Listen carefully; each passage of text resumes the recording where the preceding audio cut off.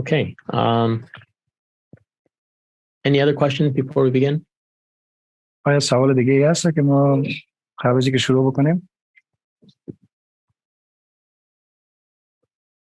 Okay, well, let's jump into this book of Habakkuk. It's a book of many unknowns. حالا می‌پردازیم در مورد کتاب حبقوق و به این کتاب ناشناخته ها میتوان گفت. کتاب ناشناخته ها است. Beginning with the name itself, Habakkuk is a very unique name. با اسم نبی شروع میشه و حبقوق اسم بسیار مناسب فرد هست. Even to this day,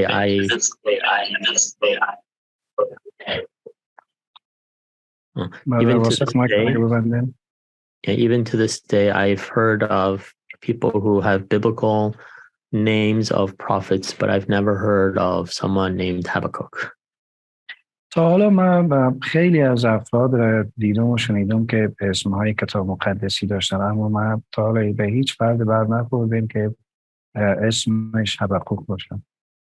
People have tried to look at different angles in terms of what this name means, and they've felt that they don't really know exactly what it means, but it seems the consonants seem to come from a word that means either to embrace or to wrestle.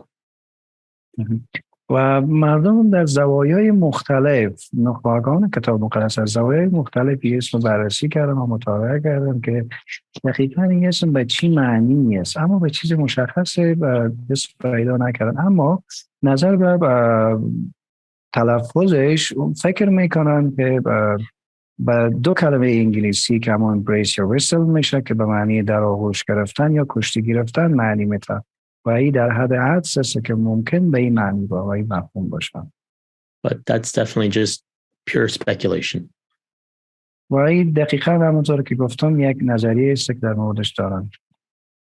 He was definitely a prophet that prophesied to the nation of Judah. او نبی بود که بر یهودا نبوت کرد. And the authorship is not really questioned. Many people believe that Habakkuk himself did write this book.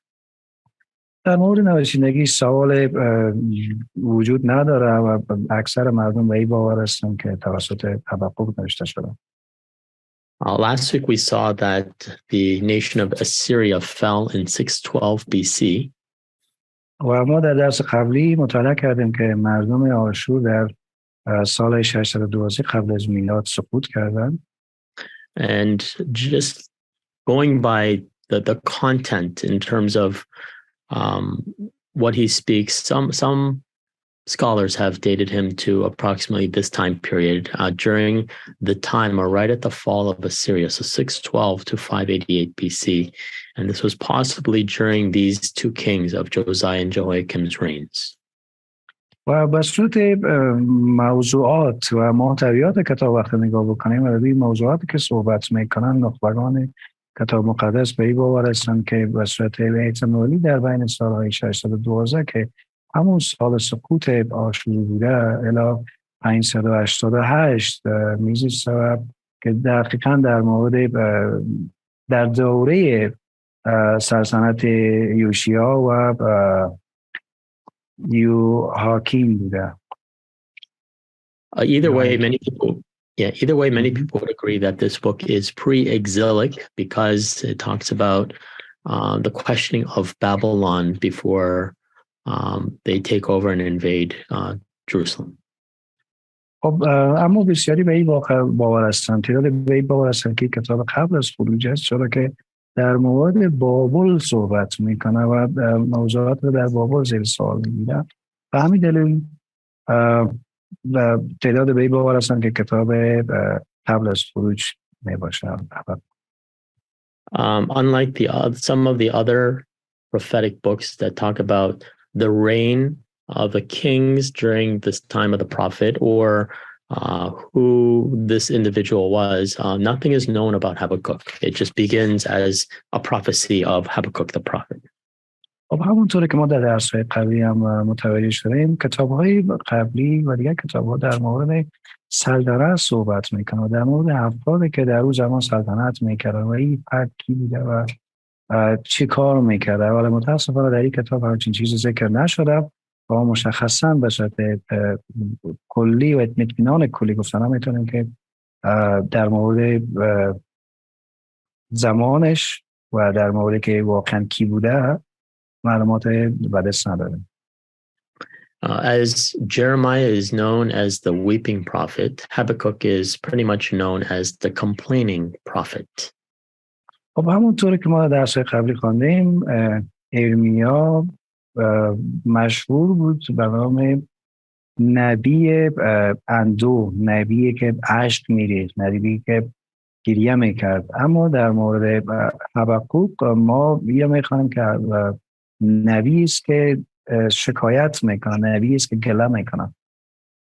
So throughout this short book of 3 chapters, pretty much we see a prophet that complains, and that is basically the main message, his complaints against God, asking, where is your justice? Where is the justice of God? همونطور که ما در 3 چپتری کتاب کوچک میپردازیم متوجه میشیم که موضوع در مورد شکایت هست و موضوع و متن اصلی کتاب هم و پیام اصلی کتاب هم در مورد شکایت هست. شکایت حبقوق، گلگی حبقوق از خداوند که کجاست عدالتت، کجاست برابریه. Going by some of the content in here about the description given about Babylonia and the context, this early church father, whose name was Clement of Alexandria, 2nd century to 3rd century, supported this idea of the contemporary prophets that were alongside Habakkuk at the time. خب همونطوری که کتاب در مورد بابل صحبت میکنه و در مورد نظریاتی که وجود داره، خب کتاب‌های دیگه که مثل کتاب ارمیا، دانیل است و اسکیال است، به صورت عموم میتونم که نظر رو مطالبش با که حبقوق با این انبیا و این انبیایی که در زمان مشخص میزیستن، در همزمانی میزیستن، میتونه به نام انبیای همدوره یاد کرد. He proposed that Habakkuk was a contemporary prophet alongside Jeremiah, Daniel, and Ezekiel during those time periods of the dates. و نظر و همین پیشنهاد حبقوق با ارمیا، دانیل و اسکیال همدوره بودن، نبی همدوره بودن. Now, the dates that we just gave in the previous screen are 612 to 588 BC. خب دوره یا تاریخ نبوت که بر ما داده شده که همون 612 الی 558 قبل میلاد بودن. So it doesn't mean at 588 BC he just died. خب این به این مفهوم نیست که او در سال 588 از دنیا رفته. But he believes that maybe even into the exilic period, possibly Habakkuk was teaching and prophesying as well. That's why we have the dates of into Daniel 5:36 and Ezekiel 5:71. خب این نخواه به این نظر بوده که او در زمان خروج هم ممکن در سال 536 و 573 که در مورد که دانیال و اسکیال نبوت میکرده، او نبوت میکرده و آموزش میداده بر مردم.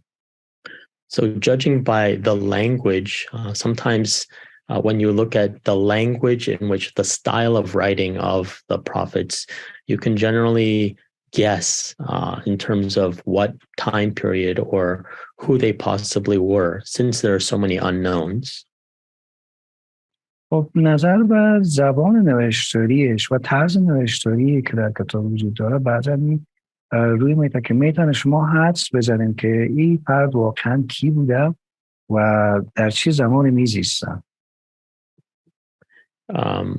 It's been guessed that possibly he may have been a priest. خب این حدس زده میشه که ممکن اون یک کاهن بوده. At the same time, possibly he was a temple cult prophet on the basis of the liturgical forms found in the book.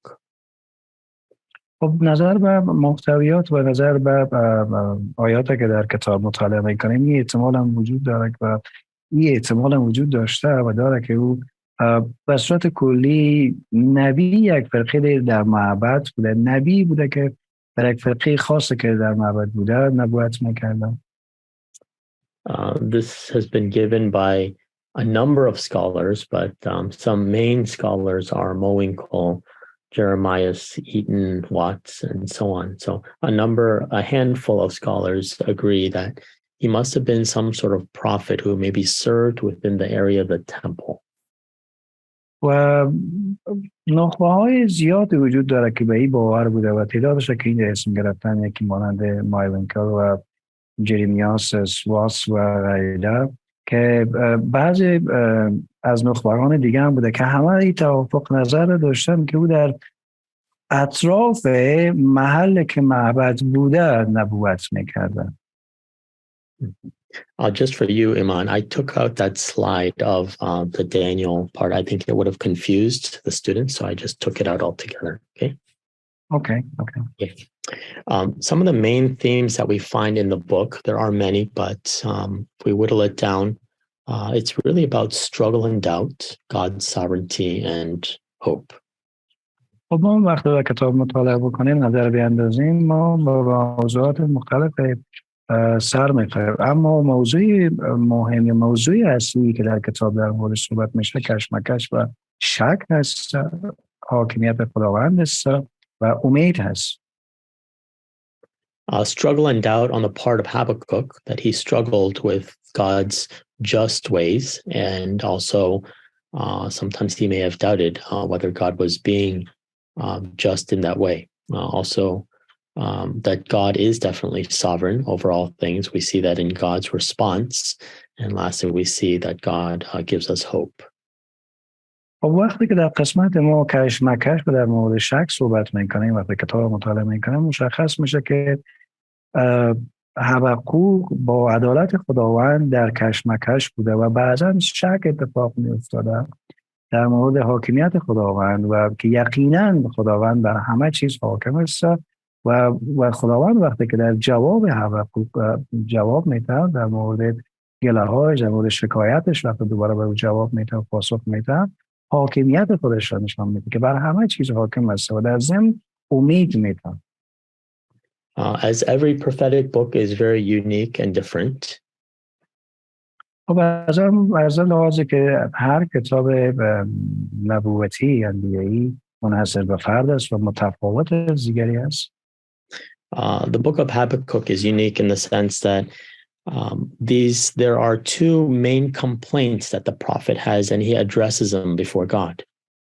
خب منحصر به فرده که در مورد بیان ساریتی که در مورد کتاب وجود داره و چیز خاص در مورد کتاب وجود داره که از دیگر کتاب مجزا میسازه این است که دو نوع شکایت وجود داره که در دو مرحله از طرف حبقوق برای خداوند شکایت میشه و گله میشه. And in addressing these complaints, it's amazing how God responds, and Habakkuk has recorded God's response. خب در مقابل این شکایت ها این خیلی جالب است که بدانیم چگونه خداوند پاسخ میده به این شکایت ها و دوباره چگونه حبقوق شکایت دوباره خدا میکنه. In this way, it's very different because the book is about complaining before God. خب به این صورتی کتاب خیلی متفاوت است چرا که در مورد شکایت از خداوند. At the end of today's lecture, I do want to ask a very important question. It's this question here. So I hope you can think about it as we're listening to this lecture. خب در آخر درس من خیلی علاقه دارم که از شما سوال بپرسم و سوال است که اینجا هست که در آخر درس شما در موردش بحث بکنیم و نظرتون شریک بسازید. The question is it okay to complain against God? و سوالی است که درست است و مناسب است که از خداوند شکایت کنیم. So please be thinking about that so that we can discuss it at the end. پس لطفاً به این مورد فکر بکنید تا بتونیم ما در اخیر کلاس در موردش بحث کنیم صحبت کنیم. At the same time, are there other people in the Bible who complained against God? خب در واقع افراد یا شخصیت‌های دیگری در کتاب مقدس هستن که از خداوند شکایت میکنن. Well, another unique characteristic about this book is that as some New Testament books do quote the Old Testament, Habakkuk is quoted in the New Testament, especially of Habakkuk 2:4.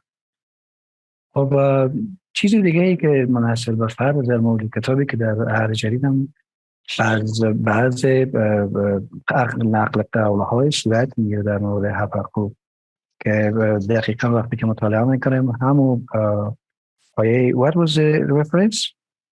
Right here, Habakkuk 2:4. Habakkuk 2:4 که باب دوم آیه 4 هست. We may have heard this phrase, very familiar phrase, the righteous will live by his faith. و ممکن این افاده را این جمله را شما شنیده باشیم که مگر شخص عادل به وسیله ایمان زندگی میکنه. We find this being used several times in the New Testament. و ما در عهد جدید میتونیم در بیاریم که این جمله چندین بار استفاده میشه. In Romans 1:17, Paul says, in the gospel, a righteousness from God is revealed, a righteousness that is by faith from first to last, just as it is written, the righteous will live by faith. در رومیان باب اول آیه 7 وقتی شما مطالعه بکنم از این انجیل نشان می‌دهد که خدا چگونه آدمیان را عادل می‌شمارد و این پایه ایمان است و بر ایمان بنا شده است، چنانچه که نوشته شده است شخص عادل به وسیله ایمان زندگی می‌کند. Well, he's definitely using the prophetic words of Habakkuk. یقینا که او از اینجا از کتاب ربیایی حبقوق استفاده می‌کند. At the same time, we find the same wording of the righteous will live by faith. We find it in Galatians 3:11 and also Hebrews 10:38. همینطور ما در غلاطیان با 3:11 و عبری باب 10 آیه 38 میکنیم که همین نقل قول و همین آیت را پیدا بکنیم. It's interesting that as we look a little bit into history, some of you may be familiar with the Qumran caves in 1947. و همونطور که ما در این مورد صحبت میکنیم خیلی بالا بسته و شما قبلا هم در مورد غارهای قمران صحبت کرده بودیم و میدانیم. This is a set of caves near the Dead Sea, and this is where the famous Dead Sea Scrolls were found. و این خیلی جالب است که ما در مورد غارهای قمران بدانیم و این غارهای یا تعدادی از غارهایی است که در نزدیکی دریای مرده قرار دارد. We're told that in 1947 there was a small Arab shepherd boy who went in search of some of his lost animals, maybe sheep, goats, but he went in search of them, and as he was walking along in the distance, he saw these caves. برام گفته شده که در سال 1947 بوده که یک پسر عرب جوان که چوپان بوده و به دنبال حیوانات گم شده ایش میگرده که ممکن گوسفند یا بز بوده، وقتی که در این سال میرسه متوجه غارهایی میشه در این منطقه. And as curious as little boys are, he took a few stones off the ground and he started whipping them, trying to get them into the cave to see if he could get them in. خب همونطوره که میدانیم طفلا خیلی کنجکاو هستن و به این قسمت وقتی میرسه سنگ‌هایی رو برمی‌داره و کوش میکنه و سنگ‌ها رو به این غارها پرته، یعنی به شکل بازیکنان و سنگ‌ها رو میپرته که میتونه سنگ‌ها رو به این غارها بندازه یا خیر. Well, as he got closer and the rocks were being thrown into the cave, one of them happened to, there was a cracking, a shattering noise that he heard. وقتی که نزدیکتر میشه سنگ‌ها رو مندازه و یکی از سنگ‌ها رو که میپردازه صدای شکستن رو میشنوه. Well, he went inside the cave to find old scrolls in broken pottery. So pottery container clay jars, and he looked and he saw all these old scrolls. وقتی که او داخل میره و توماره‌های خیلی قدیمی برمیخوره که داخل کوزه‌ای که شکسته بوده در او جابجا شده بوده. پس وقتی که سنگ انداخته و کوزه رو شکسته میشه، وقتی که داخل میره متوجه تومارها میشه که در داخل کوزه بوده. Well, these scrolls were old and they looked very important, so he just took some, hoping he could sell them along the way. و از منظری که این تومارها خیلی کهنه و قدیمی بودن، او فکر میکنه که چیزی با ارزش است و او را با خودش میگیره به امید از اینکه بتونه او را بفروشه و پول به دست بیاره. Of course, they were sold to second and third parties, and later it got into the hands of biblical scholars. خب یقینا که او به فروش میره و شخص دوم و سوم میرسه و همونطوری که خداوند میخواست و بالاخره به دست نخبگان کتاب مقدس میرسه. Well, they found out where these scrolls were found, and later they found out that these were what we call today the Dead Sea Scrolls. و وقتی که اونا میره در میابند که این تومارها از کجا پیدا شده و به اون دلیل است که ما این تومارها رو به نام تومارهای دریایی مرده اسم گذاری میکنیم. They were from the first century. اونا از قرن اول بودن. Written by Jewish scribes, which people believe were probably maybe zealots.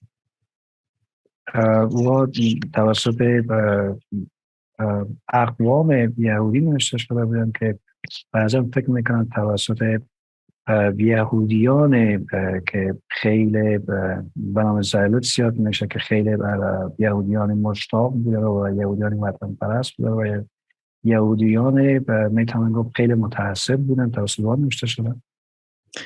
These scrolls were basically the written copies of the Old Testament and commentaries of them. خب یقینا که این تومارها کپی برداری شده و از روی تومارهای قدیمی تر که در دوره عهد بودن نوشته شده. We know they didn't have photocopies back then, so they were copying them by hand. ما میفهمیم که در روز زمان ما فوتوکاپی نداشتن، پس به خاطر اینکه ما بتونیم یا تکثیر بکنن با دست می داشتن. All this to say that when they found the book of Habakkuk, همه اینایی که گفته شد به دلیل از وقتی کتاب حبقوق پیدا شد، the Dead Sea Scrolls of Habakkuk for some reason do not include chapter 3. و تومار که در پیدا شد که کتاب حبقوق شاملش بود و دلایل شامل بخش باب سوم نمیشه. I have had the opportunity to see these Dead Sea Scrolls in a museum before.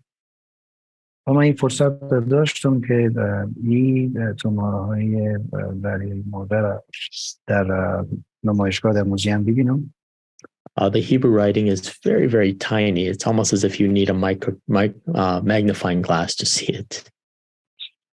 نوشته‌های عبرانی که در این تومار هست خیلی خیلی ریز و کوچک هست و ممکن و یک ضربین نیاز باشه یا عینک‌هایی داره ضربین که تو بتونن بکنی. They don't have the numbers for chapters or the numbers for verses. It's just a straight through line. و هیچ عدد برای باب‌هایش و برای خود آیت‌ها نداره و به صورت کلی مثل متنوار نوشته شده. But again, the absence of chapter 3 for Habakkuk has led many scholars to believe that only chapters 1 and 2 are authentic.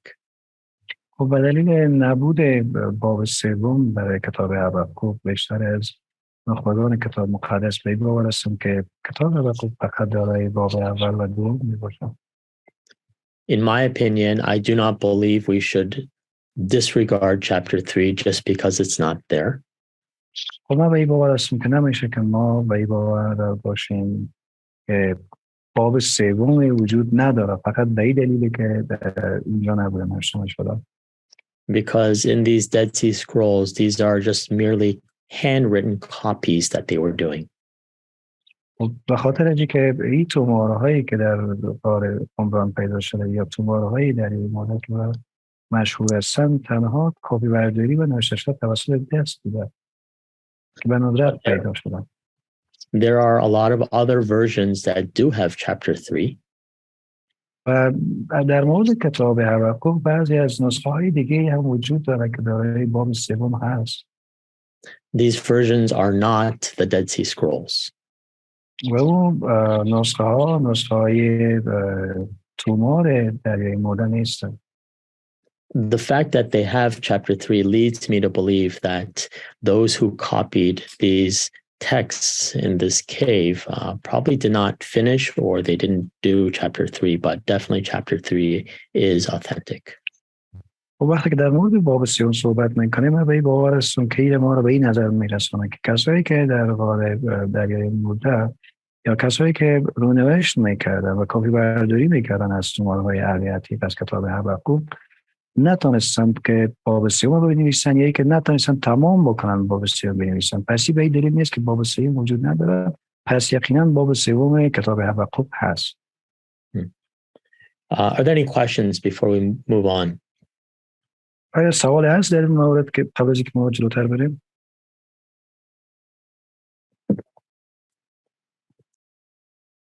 I believe there's no question.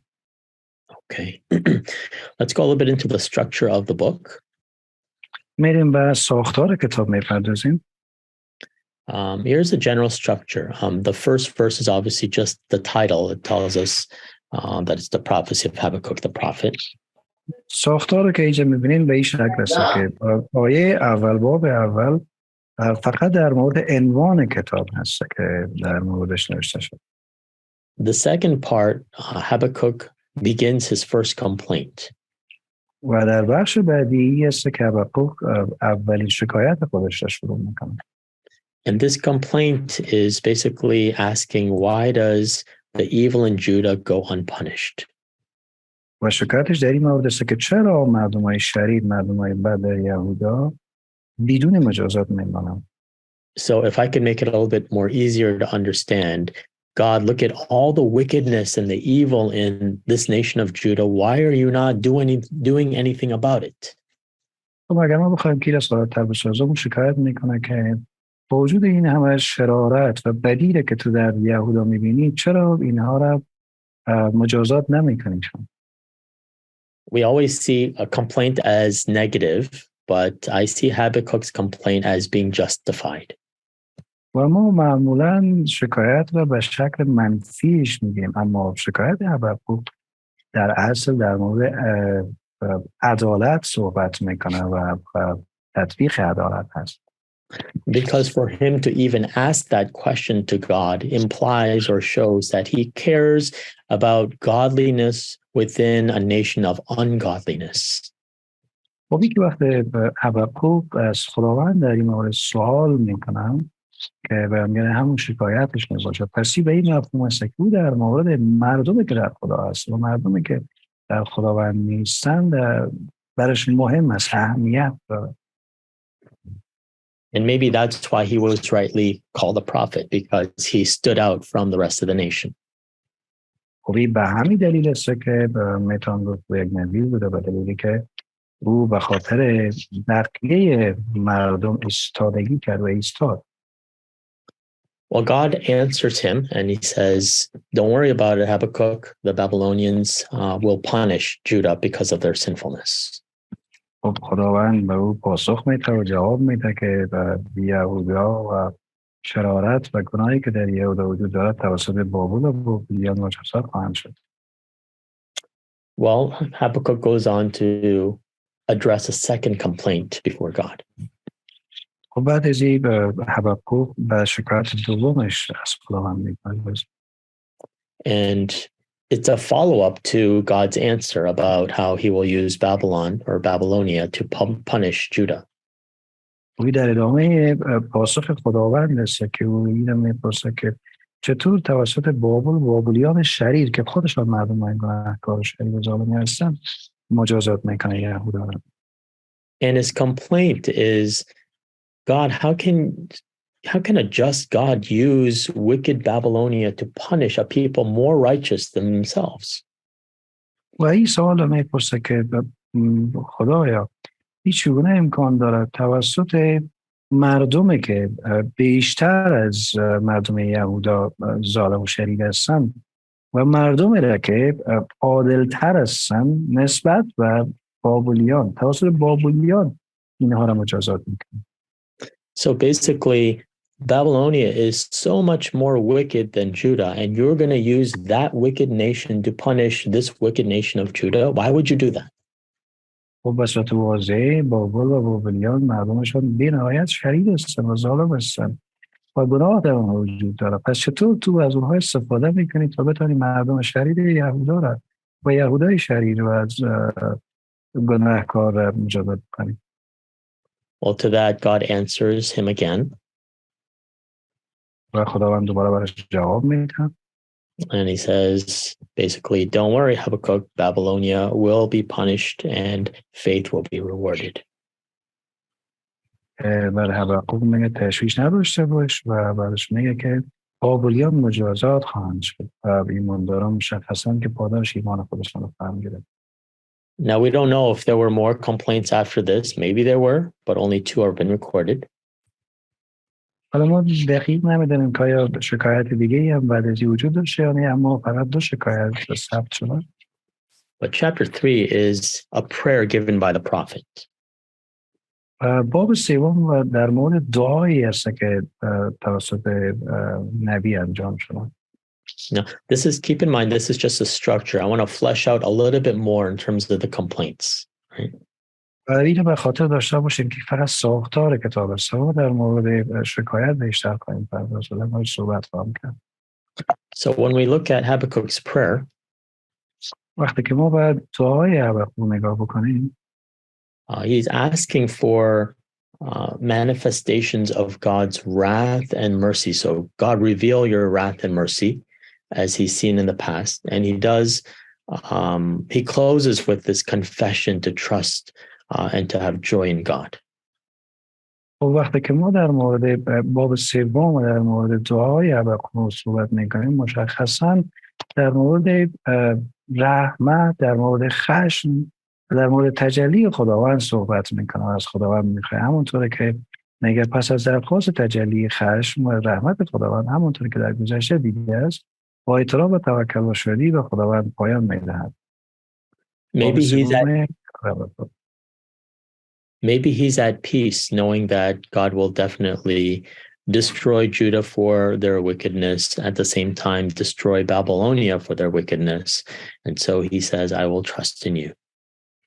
پس این میرسانه که ممکنه او در آرامش بوده که خداوند یهودا را به خاطر گناهان و شرید بودنشان مجازات میکنه و یقینا که بابلیان را و بابل را به خاطر شرارت و ظلم که دارن اونا هم مجازات خواهند شد. پس او میگه که من همه چی را به دستان تو میسپارم و تو اینها را مجازات خواهی کرد. Well, now that we've seen this structure, let's look a little bit closely in terms of some biblical references that support what we were saying here. خب همونطوری که ما در مورد ساختار پرداختیم، پس بیایید ما در مورد بعضی از آیات کتاب مقدسی بپردازیم و در مورد بعضی موضوعات کتاب مقدسی بپردازیم که این طرح و این موضوع را تقویت میکنه و حمایت میکنه. Well, we see in, again, going back to the first complaint, خب ما همونطوری که باید شکایت اول بپردازیم. Habakkuk asked again why God tolerated wickedness to exist in Judah. خب حبقوق را میپرسه که خداوند چرا وجود شرارت را در یهودا تحمل میکنه. Look what it says in chapter 1 verse 2. ببینید که در باب اول آیه 2 چی میگن. He's asking God, how long must I call for help? او از خدا میپرسه که ای خداوند تا به کی برای کمک به حضور تو زاری کنم و تا به فریادم برسیم. It seems that the prophet was maybe being afflicted. وی به این میرسانه که نبی در اصل متاثر شده بود از این موضوع. Maybe amidst the nation of wickedness, because he was righteous, maybe people were pointing the finger at him and he's feeling alone. So maybe that's why he's crying out to God. How long must I call for help? In light of the fact that he is godly and the nation is ungodly. خب همونطوره که وقت در میان مردم زندگی میکرد و شخص عادل بود و مردم ممکن رو انگشت نشان میکرد و نگاه میکرد و او رو اذیت میکرد و او احساس رو میکرد که من تنها هستم و این مردم هستن که خداوند رو پرستش نمیکنن و به همین دلیل بود که و خداوند شکایت میکنه که تا به کی من به حضور تو زاری بکنم و فریاد کنم تا به فریاد ما برسیم. And we've seen in other previous books just the injustice of even some of the leaders that existed. ما همطور در کتاب‌های قبلی هم خواندیم که ناعدالتی در رهبران هم وجود داشته در اون زمان. Maybe there was extortion or bribery. ممکن در اونجا فساد و رشوت وجود داشته. زیاده گرفتن وجود داشته. زیاده خواهی وجود داشته. There was greed and homosexuality. و در اونجا خصایص وجود داشته و همجنسگرایی وجود داشته. And so he says, chapter 1, verse 3, God, why do you make me look at injustice? و همونطور که در باب اول آیه 3 میخوانیم و از خدا میپرسه که خداوند چطوری به اجازه میدی که من به این بی‌عدالتی نگاه کنم و این بی‌عدالتی من ببینم. And he says, why do you tolerate wrong? Why do you accept it? و اون میگه که این ظلم و ستم رو چطور میتونی که قبول بکنی؟ چطور میتونی این ظلم و ستم رو تحمل بکنی؟ You look at our world today, we live in such an unjust world. وقتی که ما به دنیای خود نگاه میکنیم ما دقیقاً در چنین دنیای به عدالت زندگی میکنیم. Where many people don't know the difference between right and wrong. و بیشتر مردم تفاوت بین درست و غلط رو نمیدونن. And I see, just as this prophet was really crying out to God in terms of the wickedness that he sees, that we who have been called by God, that we would cry out to see all this wickedness and justice, that we would cry out to God, desiring that they be godly before him. و همونطور که ما در این نگیرینام در مقابل در حضور خداوند سوالی میکنم به خاطر بی‌عدالتی که وجود داشته که ما همین کار را باید انجام بدیم و چون این کار را میتونیم انجام بدیم به خاطر بی‌عدالتی که وجود داره به خاطر گناهی که وجود داره به خاطر ظلم و ستمی که وجود داره در مقابل خداوند ما باید سوالی کنیم و گریه بکنیم. So here's God's answer, as we've just seen. It's very simple. I'm raising up the Babylonians, that ruthless and impetuous people. Habakkuk 1:6. و اینجا جواب خداوند خیلی ساده است که در حبقوق باب اول آیه 6 میگه من کلدانیان را به مردم بیرم و ظالم هستم به قدرت میرسونم که همون منظور بابلیان هست. بابلیان را که مردمان شریف ظالم هستن و ما را به قدرت خواهم رسوند. به این مفهوم که توسط بابلیان یهودا را مجازات خواهم کرد. So this was the response of the first complaint that God is raising up the Babylonians. و پاسخ اولین شکایتی بود که در مورد بابلیان خداوند صحبت میکنه و جواب میکنه. I want to spend a few moments looking at where these Babylonians came from. و ای که در پاسخ خود قرآن در مورد قدرت دادن به بابلیان صحبت میکنه و من میخوام که در موردی بیشتر صحبت بکنم. Does anybody remember the 3 children of Noah? Who were they? و آیا کسی به یاد داره که 3 فرزند نوح کیها بودن؟ اسمشون چی بود؟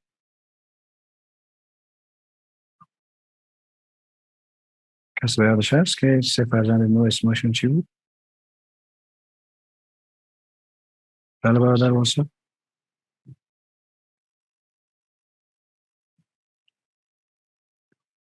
Okay. So they were Shem, Ham, and Japheth. Okay. اسمها سام، هام و what was the last one? Japheth or Japheth. Japheth, yeah. I'm sorry, I forgot the name in Persian.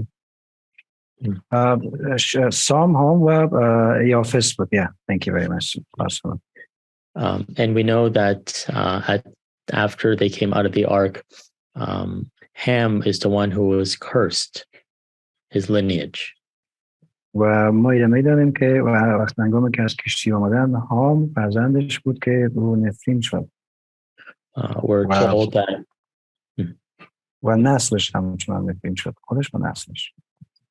We're told in Genesis 9 that Ham was Noah's youngest son. ما در باب 9 کتاب پیدایش گفته شده که it was Ham the youngest son, right? Yeah. Okay. Ham کوچکترین فرزند نوح بود. I know a lot of the times the order that's written in the Bible says Shem, Ham, and Japheth as if he was the second, but we're told in chapter 9, verse 24, Genesis 9:24. It says, when Noah awoke from his wine and found out what his youngest son had done to him, was talking about Ham. خب ببینیم در مورد ترتیب اسمها در کتاب مقدس به اشکال مختلف نوشته شده، اما وقتی شما در کتاب پیدایش باب 9 آیه 24 توجه کنید، میگه که وقتی نوح به هوش اومد فهمید که پسر کوچکش چه کرده است. Well, in chapter 10, right before talking about the Tower of Babel, we're told that these three sons and how their lineages, how they spread out. خب در قبل از اینکه ما در باب 10 مطالعه بکنیم، بر ما گفته شده که این سه فرزند و نسل اینها چطور پراکنده میشن در زمین. So chapter 10 is an explanation of how they spread out, and chapter 11 now explains what happened in terms of the Tower of Babel. باب 10 در مورد پخش اینها در زمین صحبت میکنه و باب 11 در مورد برج بابل حرف میزنه و صحبت میکنه. But through Noah's youngest son, Ham, this is what it says. It says, the first centers of his kingdom were Babylon, Erech, Akkad, Calneh, and Shinar. در مورد بزرگترین فرزند نوح که خام باشه، در موردشون در باب 10 پای 10 پیدایش میگه که در ابتدا منطقه فرمانروایی اونها شامل بابل، ارک، اکد و کلنه در سرزمین شنعار بود. Yeah. So if you look at this map here, as we saw before, we saw that this is the two rivers. This area is called Mesopotamia. وقتی که ما این نقشه نگاه میکنیم که قبلا هم در مورد صحبت شده، میبینیم در این قسمت 2 دریا وجود داره که قسمت وسطی اینها را به نام بین نهرین یاد میکنن. It's called the land between the two rivers. که معنیش همون سرزمین میان 2 دریا میشه. And so as we have Mesopotamia here, within Mesopotamia we had Assyria in the north and Babylonia in the south. در مورد بحرالنهرین که صحبت میکنیم، ما آشور در شمال داریم و بابل در جنوب. Yeah. So the capital of Babylonia is Babylon. و مرکز یا میتونیم بگیم پایتخت بابلونیا که همون بابل میشه، بابل هست. And so they actually start this center. So it can be assumed that from the Hamites, they begin these first centers, and one is definitely Babylon. So this is where some of the Hamites had originally settled, right here. پس وقت در این مورد صحبت میکنه در قسمت بابلوایی، اولین کسایی که گناه کردن خب مشخصا که حامیا بودن که یا وقتی که جایگزین شدن، وقتی مسکن گزین شدن، جایی که یا برای خودش انتخاب کردن همون مرکز بابل که همون به فارسی هم برش بابل میگه همونجا بود. There's also a play on the word because we know that in the next chapter it's about the Tower of Babel. ما می‌بینیم که در کلمات بعضی چیزهای نهفته از بعضی بازی داخل اگر بودیم با کلمات که وقتی که ما با این باب می‌پردازیم در مورد برج بابل صحبت می‌کنیم. So this is an area which they would also call Shinar right here because they settled in Shinar.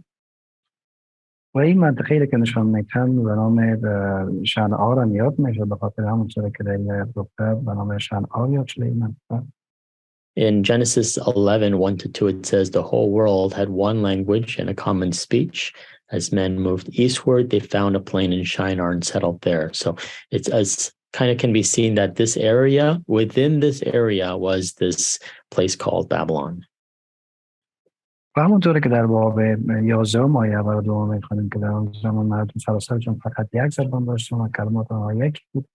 وقتی که از مشرق کوچ می‌کردن به سرزمین اموای سرزمین شنعار رسیدن که در آنجا ساکن شدن که مشخصا در تصویر هم که نشان میده همون اسمی را که برای شنعار میاره در اصل همون بابل هست که ما در اونجا مسکن گزین شدن. This is what one website about the Bible history had to say, that the etymology of the name Babel in the Bible means confused. And that's exactly what God did. He confused their tongue so they couldn't build anymore. And throughout the Bible, Babylon was a symbol of the confusion caused by godlessness. The name Babylon is the Greek form of the Hebrew name Babel. So again, in the Old Testament, we have Babel, but it's actually, the Greek form is this name here, Babylon. همونطوری که در مورد معنی کلمه بابل رو بخوایم بپردازیم، یکی از سایت ها در این مورد صحبت میکنه که در مورد ریشه کلمه بابل صحبت میکنه که در برگرفته از کتاب مقدس هم هست به معنی پراکنده معنی میشه. یعنی از هم گسیختن، پراکنده کردن، از هم دیگه فرار کردن، که در کتاب مقدس نگاه بکنیم پیدایش باب 11 آیه 9 در و سراسر کتاب مقدس بابل نمادی از سردرگمی و ناشی از بی خدایی هست.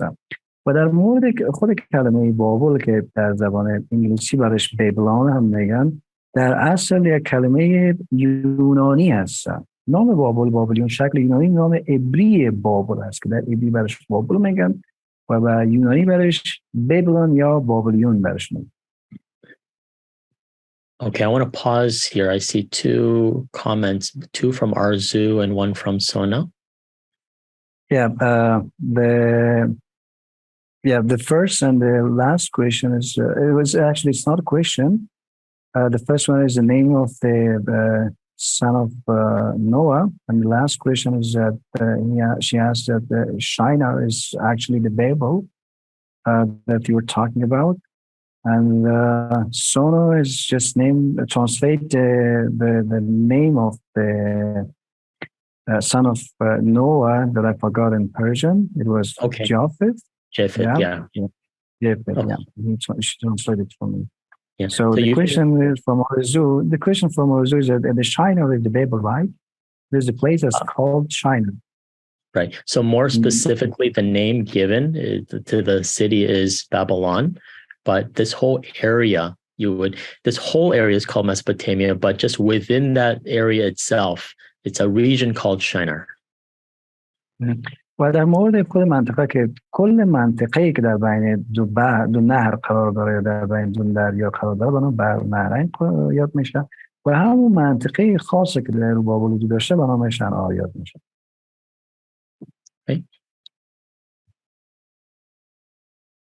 Okay. Well, let's go on to complaint number 2, a little bit more specific again. Okay, میریم در مورد شکایت دوم میپردازیم. After God says he will use the Babylonians, Habakkuk is confused and he says, why, God, would you use the wicked Babylonians to punish this people when they are so much more wicked? خب وقتی که خداوند در پاسخ حبقوق میگه که بابلیان رو از بابلیان استفاده میکنه برای مجازات یهودا و در اینجا حبقوق گیج میشه و این سوال میکنه که چرا از مردمی که بیشتر از خود اینها شرور هستن استفاده میکنه بخاطر مجازات یهودا. So he says, Lord, are you not from everlasting? Why do you tolerate the treacherous? خب او دوباره به ادامه پاسخ خداوند شکایت میکنه که پروردگار آیا تو ابدی نیستی؟ چرا خائنان رو تحمل میکنی؟ In response to that, God gives a series of woe statements. به جواب ازی خداوند بعضی از بیانیه های اعلام میکنه. پاسخ اعلام میکنه برای همه. To give you a few, in 2:6, he says, woe to him who pile up stolen goods. He's referring to the Babylonian king Nebuchadnezzar. و در واقع پاسخ که خداوند اعلام میکنه پاسخ وو که در کلمه انگلیسی نیست، ما رو به فارسی وای میگیم که در اصل وقتی که در باب 2 6 میخوانیم که در مورد نبوکدنصر است که میگه وای بر کسی که اجناس دزدی را انباشته کند. Keep in mind that this woe is a statement that is harshly going against to show condemnation again. And so remember, Jesus once said to the religious teachers of the law, woe to you hypocrites, woe to you Sadducees. And, so in the same way, woe here is a harsh statement against. So secondly, woe to him who builds up his realm by unjust gain. He's referring to these Chaldeans, the Babylonians.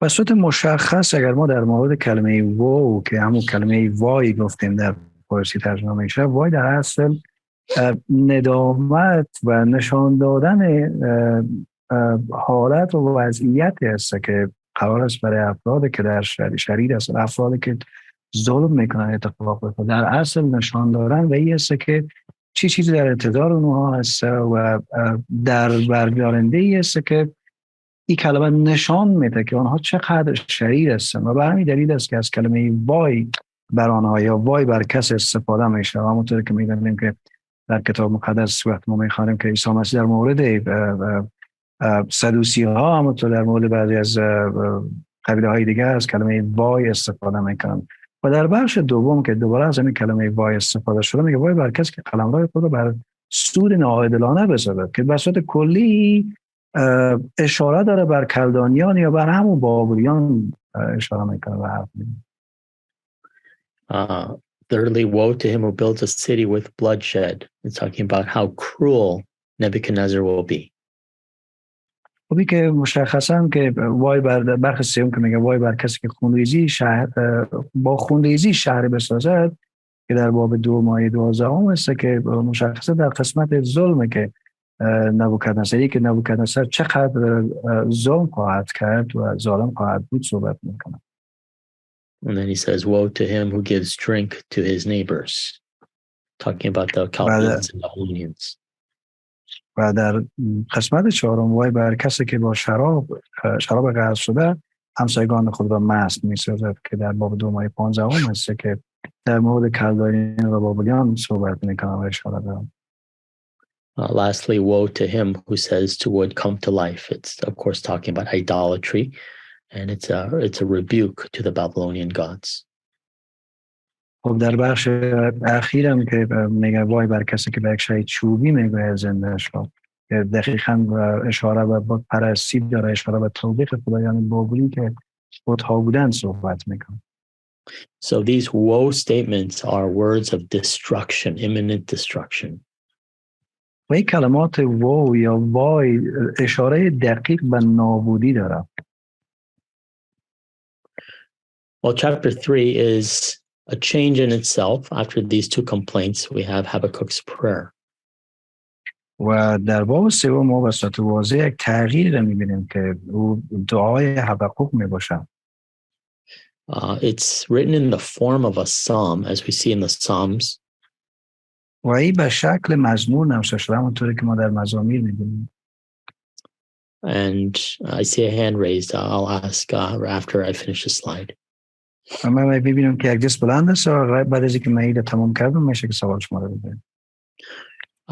Not in all the versions, but some of the versions put in Habakkuk 3 the term Selah, and we find that term appearing in the book of Psalms, which shows that it has this poetic style to it. And we find this appearing 3 times, Habakkuk 3, 9, and 13. Again, not all the versions, but some of them.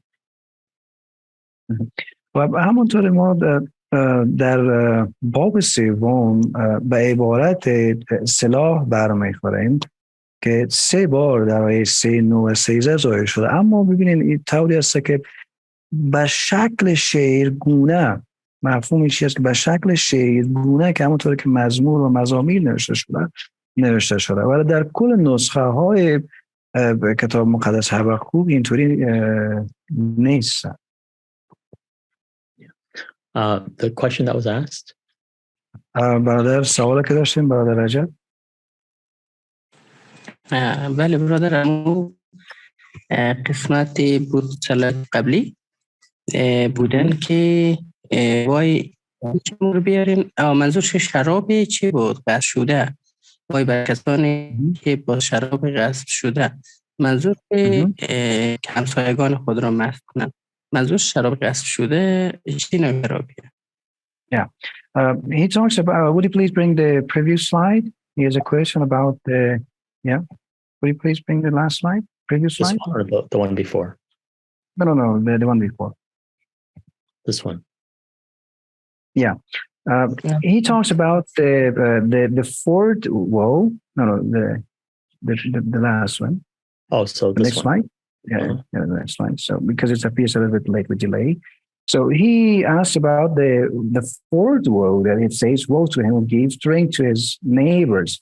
So in the Derry version of the Bible, it talks about the wine which is grasped from other people by force, which is not owned by the person who drink it, who make the neighbors drink with.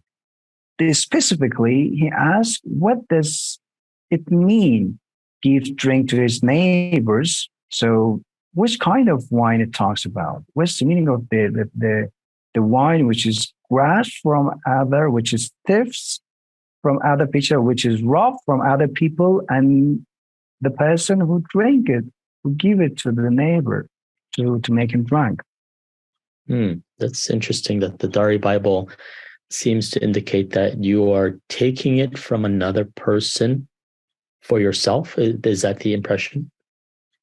Not for yourself. It indicates that it talks about the wine which is not belong to the person. Somehow we can say it's usurpation wine. It's with usurpation wine, the neighbor drink it to his neighbors. So in Dari Persian, it translates like this. Yeah, it's interesting. I'm looking at the Hebrew, and the Hebrew does say, woe to the one giving drink to pouring drink to his neighbor. So it's the idea that you have wine or you have alcohol and you want to give it to the people around you. So yeah, I'm not sure why the Dari Bible is translated like that. But in any case, if you read on into verse 15, it says, pouring it from the wineskin till they are drunk, so that he can gaze on their naked bodies. So it's for the purpose of, here, drink more, to the point where people lose consciousness. And maybe the fact that it says gazing on their naked bodies, maybe there's a lot of sexual intent intended here. So maybe they gave wine, lots of wine, to maybe women for the purpose of sexual purposes. We don't know. But that's what we get ascertained from here when it says that they're giving wine for the purpose of them becoming drunk. And then it says, so that, because they can look upon their naked bodies. So it seems that it's all for the purpose of sharing this drink so that they too will become inebriated and drunk, so that possibly there was some sort of sexual intention involved in that. That's what it seems to be. من در این مورد یک تعجب میکنم که در ترجمه دری چطور از کلمه کتاب شراب غصب شده استفاده شده. وقتی که شما در ورژن عبرانی کتاب بخونید، کتاب مقدس، اینطوری نوشته شده که همسایه‌ای که شراب میته برای همسایگانش به دلیل از اینکه اونها را مست بسازه، اونها را از خود به خود بسازه و ای که براشون بیشتر میگه زیادتر بگی، دیگام بگی و هدفش است که اونها هوشیاری خودشان را از دست بده به هدف از اینکه ممکن هدفش روی موضوعات چی میتونه برش بگیم جنسی بوده باشه و ای که بتونه به بدن آنها نگاه بکنه. ممکن همسایگانش زن بوده، خانم بوده و این وای که فرستاده میشه دقیقاً در ورژن عبرانیش هدفش از همسایه‌ای هست که برای همسایگان خود شراب میده تا هوشیاریشون از دست بده تا بتونه رو به بدن اونها نگاه بکنه یا بتونه که اعمال جنسی که در نظر داره را پیاده بکنه که اونها از خود به خود میشه و هوشیاریشون دیگه به دستشون نیست. و این برای من جای تعجب است که در ورژن و در نسخه دری به شکل غصب شده، شراب غصب شده معنی شده. Does that answer the question? آیا جواب برای سوالتون بود؟ بله کاملا درست بود. Thank you teacher. Okay, thank you very much. So Habakkuk's prayer is seems to be in the form of a psalm, very poetic in style. همونطوری که ما در باب سوم می‌بینیم دعای حبقوق به شکل مزامیر نوشته شده و به شکل شعرگونه هست. The content of the prayer then is generally laid out in this way. It talks about Yahweh's work to his coming, his advent. It talks about that God is all powerful. He has destructive power. Yahweh's battle against the powerful forces of primeval chaos. God is angry with the Babylonians. He goes to save his people, but God will deliver and God will triumph.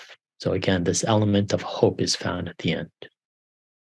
و همونطوری که ما به دعای حبقوق میپردازیم میبینیم به این شکل روی موضوعات پرداخته شده. قسمت اول کار یهوه است، در مورد کار خداوند صحبت میکنه، در مورد آمدن یا ظهور یهوه صحبت میکنه و قسمت بعدی داشتن قدرت و قدرت نابودی خداوند صحبت میکنه و بعدا در مورد نبرد یهوه علیه نیروی قدرتمند که در مرج اولیه است و که مشخصا که خداوند وارد نبرد با شرارت میشه و که هدفش همون بابلیان هست که در اینجا به او اشاره میکنه و در قدم بعدی خداوند بر بابلی ها خشمگین است. اون میره و تا قوم خود را نجات دهد و بعدا شما در دو موضوع آخر میبینید که رهایی خداوند یا آزادسازی یا رستگاری خداوند میکنه و پیروزی خداوند است که در دو بخش اخیر در مورد امید و امید بخشیدن دوباره صحبت میکنه.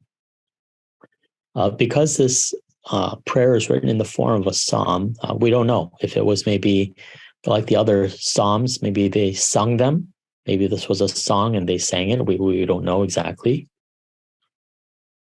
و همونطوری که میبینیم وقتی که کتاب شکل مزمور نوشته شده ما دقیقا نمیدونم که آهنگ بوده یا شعر بوده که میخواندنش اون زمان دقیق برای ما مشخص نیست یا ای که دعای خودش رو به همین شکل نوشته. I love how this book ends with this last verse, all an element of hope. Chapter 3, verse 19, this is the last verse of this book. It says, "The sovereign Lord is my strength. He makes my feet like the feet of a deer. He enables me to go on the heights." و من خیلی دوست دارم که کتاب چگونه به پایان میرسه و چگونه ختم میشه و همونطوره که در آیه 19 باب 3 میخوانیم خداوند متعال قوت من است، او پاهایم را مثل آهو میگرداند و مرا به کوههای بلند خرامان میسازد. به کوههای بلند خرامان میسازد که از امید صحبت میکنه، از رهایی صحبت میکنه، از دادن قدرت و قوت صحبت میکنه. It's a reminder to God's people that despite all the sinfulness and wickedness that we see around us, that God, who is the God of strength, he gives me my strength for each and every day to fight against temptation and sin. And at the same time, this element of hope that he gives lightness to me. Jesus takes the burdens of the load off of me and he makes it light. خب همونطوری که میبینیم یک اشاره بر مردم خداوند هست. همونطوری که ما در اطراف خود میبینیم که شرارت و گناه زیاد وجود دارد و این دلالت میکنه که برای ما این امید را میکنه که با وجود این همه گناهی که وجود داره امید هست و امید میباشه و قدرتی هست و قدرت خود را ما در بودن در خدا میگیریم و در مورد اینکه که عیسی مسیح خودش را قربانی کرد تا بار گناهایی که ما داشتیم او به دوش خود برداره و ما از خداوند قدرت بگیریم و روشنایی به روشنایی ما برسیم و نور برسیم. since last week, not since last week, since there was no presentation from last week's about the book of Nahum, and they'll be given next week. This week we'll just, we won't have a presentation about Habakkuk, but rather I want to spend some time just a little discussion right now. Right. خب همونطوری که ما در درس قبلی که در مورد ناهوم بود که ما کدام ارائه‌ای از موضوعی که برای شما داده شده بود، سوالایی که داده بود نه وجود نداشت و که هفته بعدی برای ما ارائه خواهد شد در موردش، خاطر که شما همون گروپ دیسکشن یا بحث گروپی خود را خواهد داشتیم و نتیجه گیری که شما میکنه با ما شریک میشدین. در این درس در مورد حبقوق ما پریزنتیشن یا ارائه نخواهیم داشت که شما ارائه بکنید، ولی من علاقه دارم که با شما اشتراک بکنم در این بحث اخیر و بخوایم در مورد سوالی که پرسیده شده بود در اون مورد بپردازیم و تبادل نظر بکنیم. I can't, I don't want to spend too long, maybe about just 10 minutes, maybe a little more on discussion, but we'll see how long it goes. But I just want us to, I want to get your thoughts on this, just having heard now the book of Habakkuk. Do you think, is it okay to complain against God? And if so, if you think it's okay, we are justified in complaining against God. When is it fine? When is it okay to complain? And do you think complaining is a sin, or is it okay to complain against God? خب ببینید، من نمیخوایم که نمیتونم که وقت زیاد را با شما داشته باشم. ممکن 10 دقیقه یا بیشتر از 10 دقیقه میخوام ببینم که مباحثه ایتان و صحبت هایتان چگونه پیش میره و همونطوری که ما میخوایم که در مورد سوال بپردازیم که سوال اساسی همه بود که آیا شکایت کردن از خداوند درست است و اگر فکر میکنین که درست است چه زمانه چه موقعی ما میتونیم از خداوند و با چه شرایط شکایت بکنیم. و سوال بعدی هم که مطرح کردن این است که آیا فکر میکنیم که شکایت کردن که مشخصاً هدفش شکایت کردن از خداوند از گناه است؟ و در این مورد نظریات شما را در بحث گروپی که میخوایم داشته باشیم خواهیم گرفت. Yeah, just any thoughts anybody want to share?